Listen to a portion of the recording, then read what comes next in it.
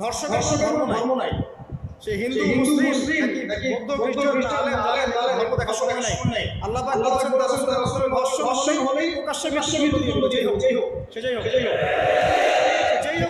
ধর্ম নাই, সে একজন আলেম দাড়িওয়ালা মুসলমান হয়, তাকে ওই কাজ করতে হবে। তো চোরের কোনো ধর্ম আছে?